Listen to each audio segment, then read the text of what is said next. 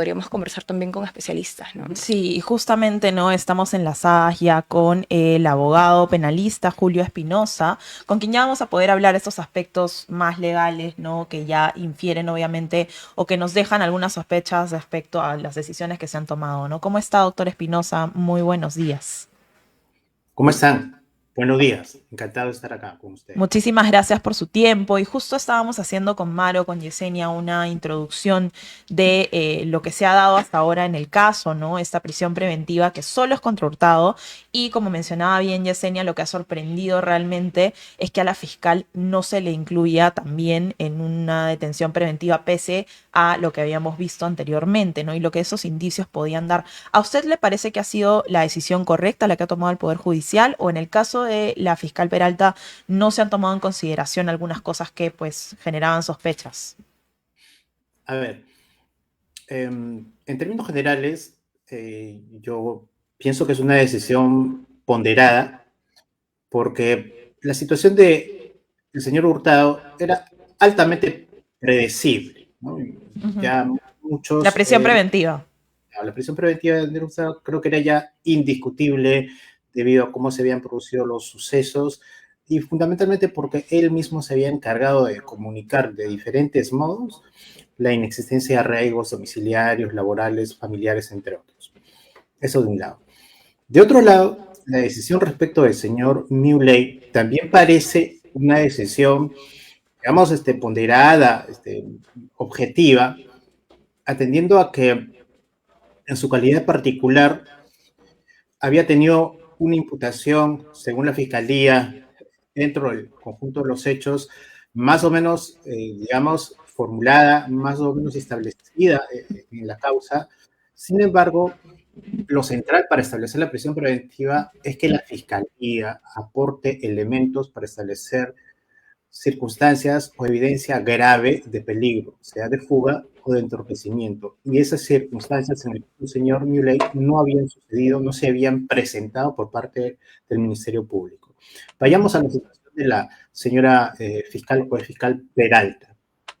En el caso de la señora Peralta, lo que considera o mejor dicho, el juez de investigación preparatoria, es que existen algunos indicios, pero no de naturaleza grave, porque para establecer o para imponer una prisión preventiva, tiene que no solo existir un elemento o un indicio de fuga o de entorpecimiento, sino que tiene que haber un acto concreto, un comportamiento concreto, por ejemplo, que indique que la persona va a influir, va a coaccionar, va a interferir en testigos o en otros investigados para que declaren falsamente. Y, Y eso señor no. doctor Espinosa, entonces el juzgado, o bueno, en este caso el juez Checkley, no ha considerado de gravedad el haber encontrado esta maleta llena de útiles de aseo, de ropa y también un pasaje. A ver, lo ha considerado, pero no con la gravedad suficiente para imponer una prisión. ¿Por qué?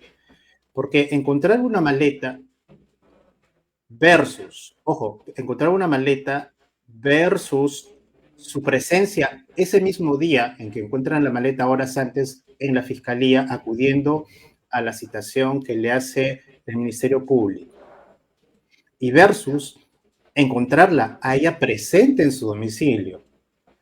Los fiscales y los policías acuden al allanamiento y la encuentran a ella dentro de su domicilio.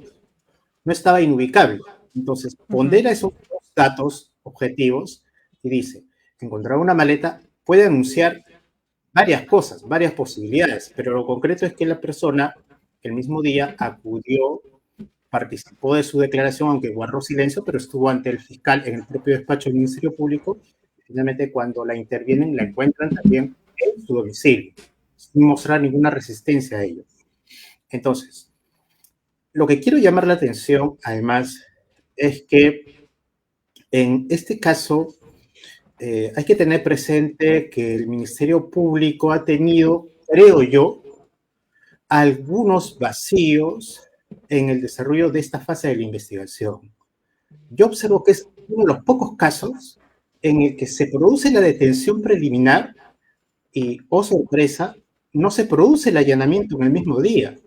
Ujú. Recordemos que la detención preliminar del señor Hurtado, en la misma resolución que se dictó el jueves 19 de septiembre, no dispuso y no impuso la medida de allanamiento y de registro domiciliario como siempre sucede.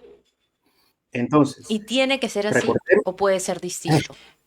la regla de experiencia te Es dice eso. que Pero ahí, la, ahí, doctor Espinosa, ¿influye en algo esta última ley de lo de crimen organizado o en realidad es un tema más de que no se dio como tenía que darse el proceso no, correctamente? en absoluto, no tiene absolutamente nada que ver la ley de crimen organizado. Ujú, Fíjese, la detención se produce el jueves 19 y ese día tenían que haber, por regla de experiencia, lo hace siempre la fiscalía, ujú, detiene y ese mismo día allana domicilios de todos los investigados. Pero acá el allanamiento se produjo el martes 24, o sea, 5 días después de la detención del principal investigado, se produce esta medida tan importante. Evidentemente había un desfase generado no por una norma, sino por el procedimiento que ha impulsado la Fiscalía. Ahora bien, ujú.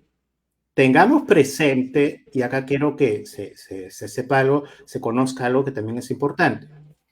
Tengamos presente que esta es una decisión de primera instancia.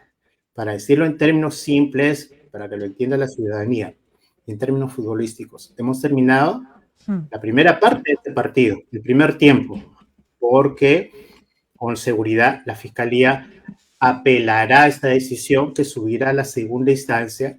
La segunda instancia de la Corte Suprema es la Sala Penal Permanente de la Corte Suprema. Y allí es donde se va a definir esta situación. O sea, en los próximos días, y estos procedimientos de apelación de estos casos que tienen gran connotación social, importancia por tratarse del caso en el que estamos, estimo yo, se va a producir máximo en las próximas 3 semanas, si no antes. Esto quiere decir que máximo dentro de 3 semanas, repito, si no antes, en segunda instancia, la Corte Suprema va a terminar resolviendo esta cuestión de modo definitivo. Ujú. Tengamos en cuenta algunos precedentes. Solo los pongo como datos informativos. Tengamos en cuenta algunos precedentes. En el caso Heiner Alvarado y en el caso Betsy Chávez, vinculados a casos de otra naturaleza, Ujú. ¿cierto? Pero casos, digamos, de altos funcionarios públicos. Y casos mediáticos también, porque no serán las personalidades, Eh, ¿no? así Ujú. es. El juez Juan Carlos Checkley fue el mismo que intervino y bajo estos similares criterios dictó mandatos de comparecencia.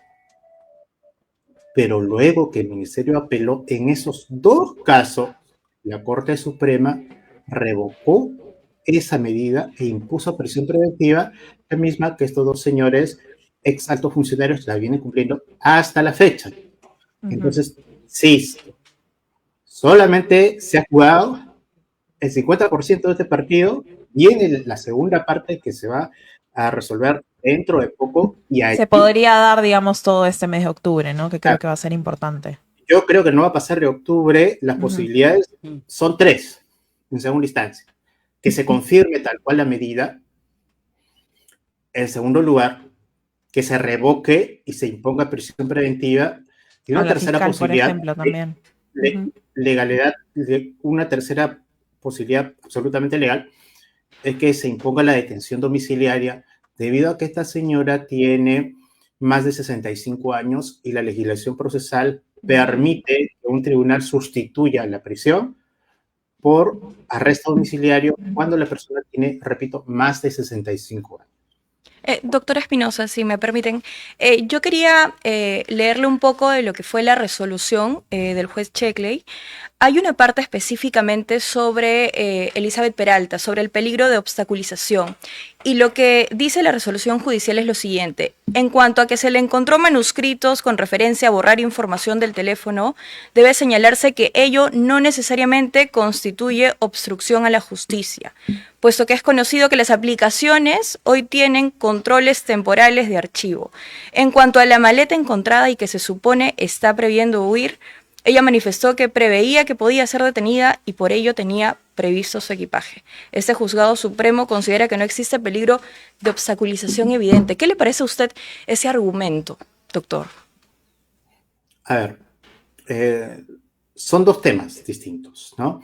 Empecemos por el tema de la maleta. Fíjense ustedes, si entramos al detalle, que es lo que se ha conocido, que la fiscalía y los medios comunicaban que había una maleta más un ticket de avión. Sí. Se entiende, deducimos todos, que ese aparente ticket de avión en realidad no es tal, porque ni la fiscalía lo ha presentado con, digamos, la contundencia que tendría si es que realmente existiría, ni el juzgado lo ha analizado. Por esa razón, si es que existiera realmente un boleto de avión con fecha, digamos, actual, o sea, el allanamiento se produce el 24, la detención 5 días antes, y hay probadamente un ticket de avión comprado aproximadamente los últimos 15 días para volar durante ese lapso, o los días posteriores, evidentemente allí sí habría un dato concreto de que se está preparando una salida, una suerte de huida, un comportamiento tangible. Pero eso no ha sucedido, eso no existe. Si existiera, evidentemente la Fiscalía ya lo hubiera presentado y sería absolutamente contundente, y si eso hubiera sucedido, por supuesto que sí habría un dato más que objetivo de una conducta que prepara la huida. Pero ese dato no existe, solamente existe la sola maleta. Entonces el juez analiza esa evidencia y dice, tener una maleta puede significar algo así como una suerte de acto de preparación, pero no tiene la contundencia ni la gravedad que normalmente se espera para dar por establecido que la persona quiere fugarse. Entonces Eso no hubo pasaje. es que no lo hubo. Ustedes, yo he visto la audiencia, quizás ustedes también la hayan seguido, en ningún momento la Fiscalía presenta un ticket de pasaje de fechas recientes o programado para días posteriores. Eso no existe. Si es que hubiese existido, por supuesto que ahorita la medida y la decisión sería otra. Y Claro, tanto no pero, existe. El Ministerio pero sí Público se no lo habla de hace. la maleta, ¿no? Con la ropa, los útiles de En aseo y a todo todo caso, el... lo que se Así es. entiende es que el Entonces, juzgado ha... el razonamiento del magistrado es, eso no es suficiente para establecer de modo intenso, grave, una actitud de fuga. Claro. Eso, en lo que respecta a la maleta, ¿no? Y en lo que respecta a las anotaciones, digamos, podría ser un dato. Yo no descarto que ese sí pueda ser un dato, pero está vinculado a que la Fiscalía haya podido realizar durante estos días, aportar algunos datos para probar que finalmente digamos, se borraron archivos. O sea, no es suficiente un propósito de eliminar archivos o de borrar documentos. Habría que saber si la Fiscalía encontró evidencia de que se borró, se destruyó información, se eliminaron archivos de un computador o de un celular. Entonces, ese dato no ha sido aportado por la Fiscalía. La Fiscalía se queda en la parte inicial, o sea, en el propósito de borrar, de eliminar fuentes, pero luego no presenta evidencia de que eso se convirtió, o esa intención escrita en una suerte de nota, se materializó, se concretó en una conducta o un hecho probado. Entonces, esos son los datos que las exigencias, por eso yo digo, la jurisprudencia y la legislación ya han establecido estándares más o menos altos para imponer la prisión preventiva, y lo que el juez dice, esos estándares la Fiscalía no me los ha presentado, no se han cumplido. Ahora, en el curso de estos días, pudieran aparecer más evidencias, pudiera la Fiscalía completar ese rompecabezas que la semana pasada, cuando presenta la prisión preventiva, no los tenía aún, pues sí pudiera ocurrir, sí pudiera suceder, ¿no? Claro, Y podríamos ver de pronto que conforme avanza el caso, se presenten más evidencias. Igual ahí me quedé pensando, Yesenia, en lo que habías justo sacado este fin de semana, el domingo, respecto a, y no sé si usted lo vio también, doctor Espinosa, imagino que sí, porque ha estado siguiendo el caso, de este audio de la fiscal Peralta con algún otro interlocutor, que igual no tiene que ver directamente con el caso de Hurtado, pero sí fue presentado. Yo también escuché en la audiencia que se lo presentó, no se presentó este audio y lo que se decía como una pretensión de delinquir, ¿no? O una presunta como intención de delinquir de parte de la Ella estaba fiscal. proclive a Claro. delinquir. ¿Eso Sí, no habría porque servido también como una mayor justificación a cualquier tipo de medida de prisión preventiva o con lo que se ha dado, digamos, en este caso, ¿no? Que igual es una comparecencia restrictiva, es no, suficiente? yo dificulto mucho eso. Ujú. En efecto, en términos simples, indicaría proclividad a cometer delitos. En términos técnicos, a eso se le denomina indicio de capacidad para delinquir, que es lo mismo, ¿no? Em, vamos, em, ese tema es el tema mediáticamente, digamos, interesante, eh, inclusive puede ser motivo para otro tipo de investigaciones, pero no influye en una decisión de prisión preventiva porque la prisión preventiva mide esencialmente el peligro procesal, el comportamiento dentro de esta investigación para rehuir el proceso o para obstruirlo. Con un dato adicional, el problema de esos audios son que no han pasado ningún tipo de Peritaje, control, claro. ningún tipo de control. Son audios que el fiscal en privado, según se sabe, los da transcrito sin participación de nadie más que el fiscal y luego los presenta como evidencia. Y ya el Tribunal Constitucional y la Corte Suprema justo no ha dicho para que un mandato de prisión se base en un audio de una comunicación, tiene que haberse sometido ese audio a un control mínimo. No necesariamente un peritaje, que es mucho más complejo, pero sí Ujú. la transcripción tiene que haberse realizado en presencia de las partes, mínimamente, mínimamente.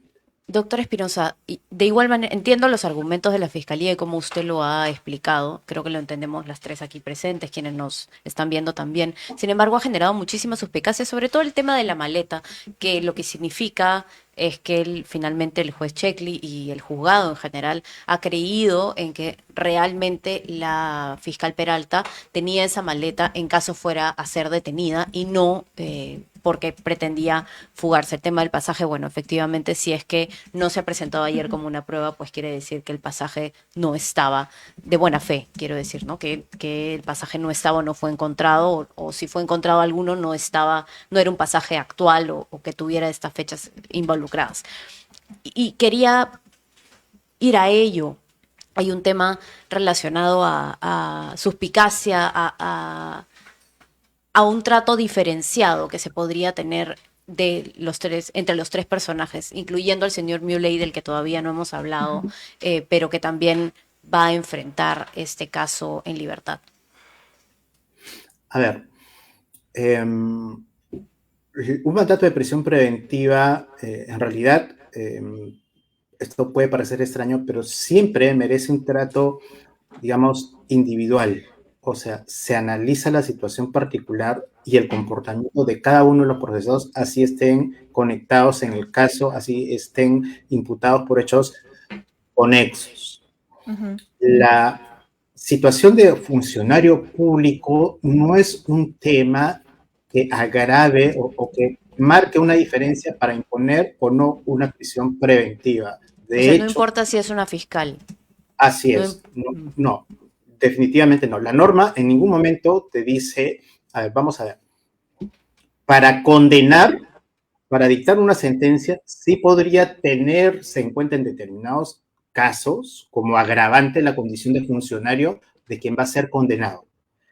Pero para imponer una prisión preventiva, la condición o no de un funcionario público no es un factor, la norma no lo establece como un condicionante, digamos, más intenso, pero vuelvo a señalar, las decisiones sobre medidas cautelares y particularmente comparecencia y prisión no están escritas nunca sobre piedra. uh -huh. Una medida de Sí, comparecencia se eso. dice y en el transcurso de los días Si la fiscalía es diligente en producir evidencia, de repente llega a Puede alcanzar cambiar. Eso puede cambiar. Y y doctor cambia. Espinosa, respecto a la caución, ¿qué sucede, por ejemplo, si el señor Muley y la señora Peralta no pagan esta caución de En 1 millón el en plazo, el ¿no? caso del señor Muley y de 35.000 soles de la fiscal Peralta? Ya, a ver, no tengo conocimiento. Para mí es un caso sin precedentes de una caución de 1 millón de soles. Mm, En el caso, aun cuando se trata de un empresario. Yo he conocido muchísimos precedentes de empresarios y por concepto de caución el monto parece bastante alto. Y en el caso de la fiscal o ex fiscal, en realidad el monto parece proporcional a sus ingresos y a su actividad. ujú. En cualquier caso, solo se cumple en la medida de que esa decisión no sea apelada. Ambas personas pueden Han dicho que apelar. van a apelar, Sí. sí. De hecho, Sí, ya lo adelantaron, ¿no? Que van a apelar. y es Y que el plazo también doctor, el plazo también es como irregular, si se quiere, o sea, no, es habitual pedirlo en este plazo a ver, de 3 días hábiles que se han dado para que eh, tengan que pagar esa caución. a ver, toda apelación, por regla general, de este tipo de decisiones se puede hacer en 3 días para Ujú. impugnar la decisión, para apelarla. Si es que apela, la regla te dice que no se tiene que pagar el monto hasta que en segunda instancia se defina si es treinta y Ok. cinco mil o si es 1 millón o es menos. Ujú. Recién cuando la sala defina el monto final, allí ya surge la obligación de pagar y obviamente si no se paga, la medida puede ser revocada. Pero en principio, esa sería mi apreciación. Entonces, es previsible que la apelación va a suspender la obligación De de que pago. ellos pagar de modo inmediato. De acuerdo, de acuerdo. Doctor Espinosa, le agradecemos mucho por el tiempo y por la explicación. De hecho, vamos a seguir acá conversando de este tema, así que seguramente ya más adelante, cuando haya la posibilidad, volveremos a consultar con usted. Muchísimas gracias. Encantado. Buenos días. Hasta Buenos luego, buenos días. Buen días. día. Bueno, clarísimo. Quiero leer uno de los comentarios que nos llega de Carlos Barrera Chávez.